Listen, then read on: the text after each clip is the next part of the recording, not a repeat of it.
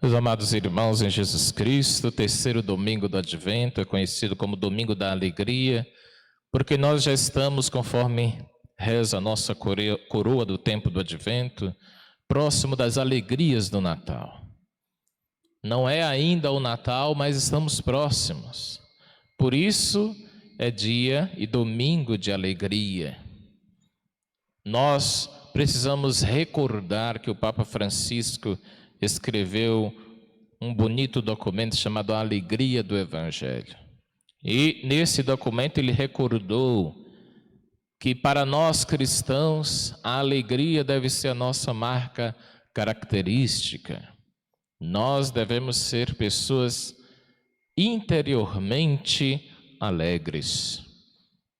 Os motivos são vários, mas o principal deles é que o nosso Deus está vivo. O nosso Senhor está no meio de nós. Então, esta é a razão principal, fundamental, essencial da nossa alegria. É fato que nós temos na nossa vida momentos de muitas alegrias menores e tristezas também. Mas o que deve fundamentar a nossa principal alegria é saber que por nós ele morreu e ressuscitou, e também nós morreremos e ressuscitaremos com ele. O sentido do Natal é esse: Deus Emanuel está conosco. Por isso precisamos nos alegrar. E o Papa Francisco pedia e nos pede que nós saibamos distinguir, diferenciar as alegrias momentâneas das alegrias eternas. As alegrias eternas nós só encontramos em Deus, em nosso Senhor. As alegrias momentâneas que nós também devemos gozar e aproveitar, elas não são comparadas, conforme diz o apóstolo Paulo, àquilo que os olhos humanos jamais viram e os corações humanos jamais sentiram. É o que Deus tem preparado para todos nós. Grandes motivos, meus queridos, nós temos de nos alegrar. Mesmo num ano tão difícil como está sendo esse de 2020, de grandes perdas, de grandes desastres, o Domingo da Alegria surge para nós como um dia profético. Surge para nós como um dia diferenciado. A igreja convida-nos a sermos pessoas felizes. Não confundamos a alegria do Evangelho com o riso fácil. Não é esse riso que nosso Senhor está pedindo de nós. Às vezes a nossa alegria pode ser uma lágrima. Às vezes a nossa alegria verdadeira pode ser uma presença diante do Senhor. A alegria passageira do mundo moderno, ela precisa de outros fatores. Ela precisa de bebidas, ela precisa de drogas, ela precisa de prostituições, ela precisa de tantos outros elementos, porque ela não se basta sozinha. Já a alegria cristã, não. Eu não preciso, nem você precisa de drogas, de vícios, de prostituições para nos alegrarmos. A nossa alegria está em Deus. Estas alegrias que dependem de outras são alegrias fracas, são alegrias superficiais.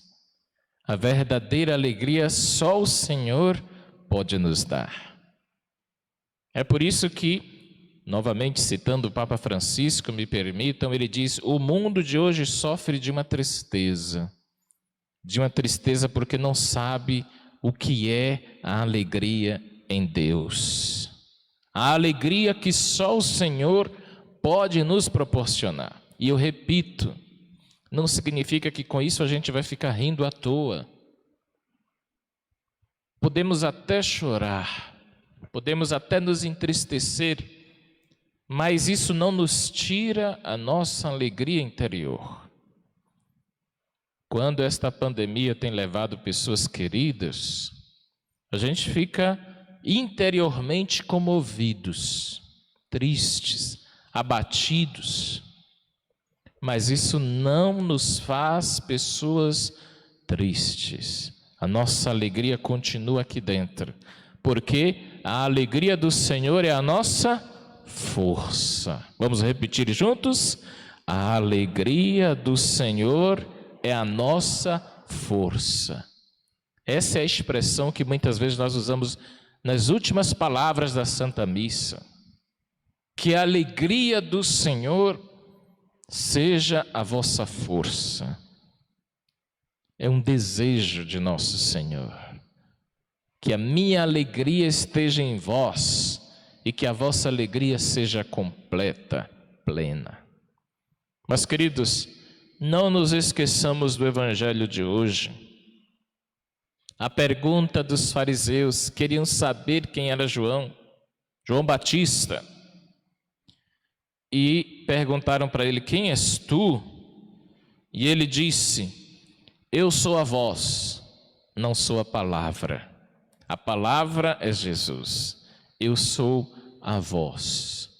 Está vendo? Isso é muito importante, porque as perguntas que eles fizeram era, que dizes de ti mesmo? As pessoas estavam confundindo João com o Messias. Porque de tão coerente que João foi, de Deus que ele foi, as pessoas estavam confundindo ele com o Messias. Isso deve acontecer com cada um de nós. Por que que eu digo deve? Porque a palavra cristão significa um outro Cristo. Nós devemos nos parecer com Cristo. Nós somos chamados a nos parecermos com o Senhor que nós servimos e adoramos, como foi João. Tão era parecido que as pessoas o confundiam, não é ele o Messias? Meus queridos, quando acontece isso, alguém olhar para você e diz, olha, esse parece nosso Senhor porque cumpre os mandamentos dele. Segue à risca os mandamentos do Senhor, ama Jesus, se parece com o Mestre. Quando você se autodenomina cristão, você diz assim, eu sou um outro Cristo. Pelo batismo, pela minha vivência radical do batismo, eu sou um outro Cristo. As pessoas vão lhe confundir com o Senhor. E é bom que isto aconteça, é necessário que isto aconteça. E aí caberá a distinção, olha, eu não sou quem vocês estão pensando, eu não sou a palavra, eu sou apenas uma voz, eu não sou a luz, eu sou apenas uma seta que aponta o caminho. Essa foi a grande missão e também a grande virtude de São João Batista. E ele batizava com o batismo para o perdão dos pecados, porque com o Espírito Santo veio com Jesus. Meus queridos, João Batista nos dá um grande exemplo de pessoa que sabe o seu lugar e que não se sente diminuída por isso. Pelo contrário, quando uma pessoa é verdadeiramente humilde, ninguém lhe põe no chão. Ninguém. Existe um livro pequeno que se tornou um best-seller da espiritualidade chamado Imitação de Cristo. Nesse livrinho, que ele foi, obviamente, elaborado pela teologia medieval, mas traz grandes conselhos espirituais para nós. Ele está escrito, o verdadeiro humilde, nunca é derrubado por ninguém, porque ele sempre está no chão de joelhos. Então, quando alguém diz assim, olha, fulano me humilhou, me derrubou, é porque você estava lá em cima. Estava lá em cima. Porque o grande humilde e o verdadeiro humilde nunca se deixa derrubar. Ele já está de joelhos. Por isso que João disse, olha, eu sou tão menor do que ele que eu nem sou digno de me abaixar. E as pessoas achavam ele enorme, grande. E o próprio Jesus falou a respeito de João, dizendo: dos nascidos de mulher não houve ninguém maior do que ele, mas ele se achava pequeno. Ele disse: eu não sou digno de me abaixar. Isso é atitude de escravo. Escravo é que ficava amarrando as correias das sandálias dos seus senhores. Ele disse: eu não sou digno nem de ser escravo dele. Eu não tenho nem dignidade suficiente para... Isso não era falsa modéstia. Era como de fato João se sentia diante de Jesus. Olha que beleza, meus irmãos. Não havia ninguém que pudesse derrubar João, porque ele já estava no chão da humildade. Não era o chão da subserviência, não era o chão da falsa modéstia, de quem finge uma humildade que não tem, uma humildade disfarçada de orgulho, de vaidade. Não é esta, não é o vitimismo, era a humildade enquanto virtude cristã. E tem uma grande diferença, meus irmãos. Para quem é humilde de verdade, a pessoa não se abate. Não se abate, como foi João. Já que você não é o Messias, vamos cortar sua cabeça, vamos prendê-lo, vamos decapitá-lo. Podem fazê-lo. Podem fazê-lo. Vocês não irão me humilhar, porque eu já estou no chão da humildade. Lembra de Jesus? E ele, parecendo-se com Jesus. Jesus foi humilhado, diz o profeta Isaías, que na cruz ele nem parecia um homem, parecia um verme. As pessoas olhavam para ele na cruz e sentiam nojo. A carta aos Filipenses, capítulo 2, diz assim, ele foi obediente até a morte, aniquilou-se totalmente. Aniquilou-se quer dizer, morreu para esse mundo, não tinha orgulho nenhum, vaidade alguma. E olha, meus queridos, os grandes santos se pareceram tanto com Jesus, não foi? São Francisco de Assis, por exemplo, até as chagas de Nosso Senhor o recebeu. Padre Pio, Santa Teresinha do Menino Jesus, tantos outros. As pessoas olhavam e viam Cristo. Igualzinho aconteceu com São João Batista. As pessoas o confundiam com o Mestre. É assim que nós devemos ser.